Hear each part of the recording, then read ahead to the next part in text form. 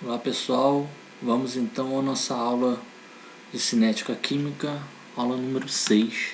Então, nas aulas anteriores, o que nós vimos aí? Na aula 4 a gente viu que a gente tem uma equação, que é a equação geral da cinética, que ela é escrita resumidamente desta forma aí: T igual a CA0 integral de 0 a XA dXA sobre RA, né? RA que é escrito dessa forma genérica, K vezes CI elevado a N. E esse CI elevado a N que precisa estar em função do XA. E aí, para a gente começar a escrever isso, na aula 5 a gente viu que também essa escrita desse RA é influenciado pelo tipo de reação, pelo volume da reação e a reversibilidade da reação, né?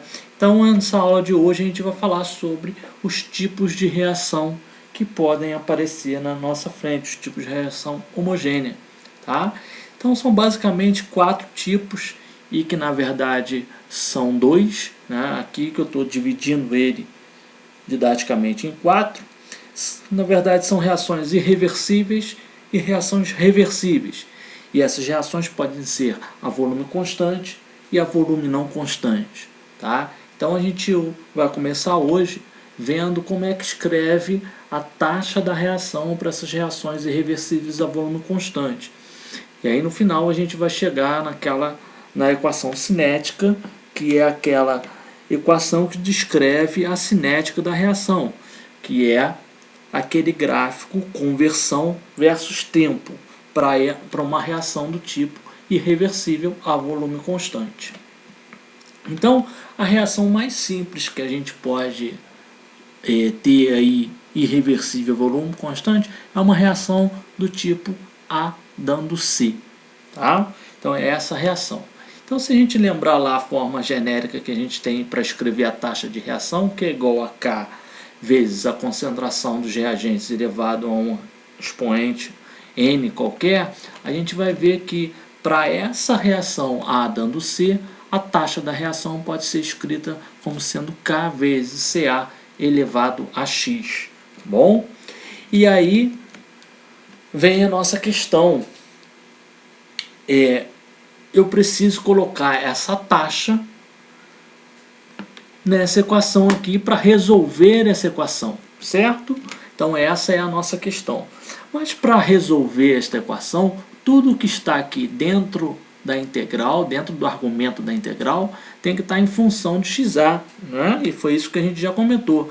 Então eu preciso, para colocar esse RA em função de XA, eu preciso colocar o CA, concentração de A em função de XA. E aí como é que eu faço isso então? A gente pega lá da definição de conversão. Lembra lá na nossa primeira aula, ou segunda, se eu não me engano, estava lá a definição de conversão. Conversão é igual a número de mol inicial menos número de mol final, ou num tempo x qualquer, dividido pelo número de mol inicial. Se a gente lembrar também lá de química geral, que concentração é número de mol por volume, a gente pode dividir todos os membros aqui por volume, e fazendo isso, o número de mol se transforma em concentração. Portanto, essa conversão ela é igual a concentração inicial menos concentração final dividido pela concentração inicial. Lembrando aqui que a gente está fazendo isso a volume constante, porque isso vai mudar um pouco, não essa questão da conversão, mas vai mudar um pouco a escrita dessa concentração de A quando o volume varia, ok?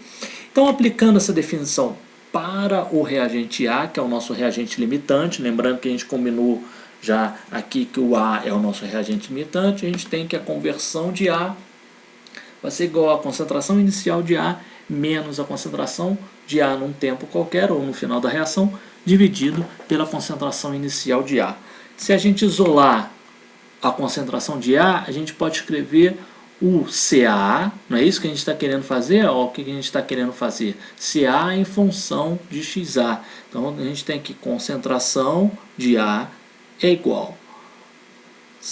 Vale lembrar que essa concentração é ao longo do tempo, tá? A concentração de A ao longo do tempo é igual a CA0, que é a concentração inicial do meu reagente A, um número que eu conheço, multiplicado por 1 menos XA. XA eu posso medir, XA é função do tempo, né? Lembrando aqui, ó, isso aqui é função do tempo, esse CA varia com o tempo, ok? Então eu posso escrever o CA em função de XA e da concentração inicial de A. Então eu já consigo escrever a taxa da minha reação em função de XA. Eu substituo o CA aqui, no lugar de CA eu vou colocar CA0, que multiplica 1 menos XA, e aí está aqui a taxa da minha reação. Portanto, a taxa da reação do tipo A dando C possui a seguinte taxa: RA igual a K vezes CA0, que multiplica 1 menos XA, elevado a X, que é a ordem da reação. Tá bom? E daí, o que a gente está buscando aqui no nosso curso de cinética química? A gente está buscando a cinética da reação, que está buscando a equação matemática. Lembra que a gente falou lá no início? Se a gente conhece a equação matemática essa curva matematicamente, a gente conhece a cinética da reação. Então é conversão versus tempo. Então a gente viu que para uma reação do tipo A dando C, a taxa da reação pode ser escrita desse tipo. Eu colocando na equação geral da cinética, que é a equação que relaciona o tempo e a conversão para qualquer reação, se a taxa da reação desse tipo é dada por isso, na hora que eu substituo, eu tenho essa equação aqui que está em preto, que é essa equação, o que ela descreve? Ela relaciona quem com quem? Ela relaciona o tempo e a conversão do meu reagente A para uma reação desse tipo A dando C, que é esta própria curva cinética. Então essa equação que está em preto aqui descreve a cinética da minha reação, de uma reação do A dando C a volume constante, de modo irreversível. Tá? Vale lembrar aqui também que ainda aqui é necessário conhecer K e X, tá bom? Então, gente, é isso aí.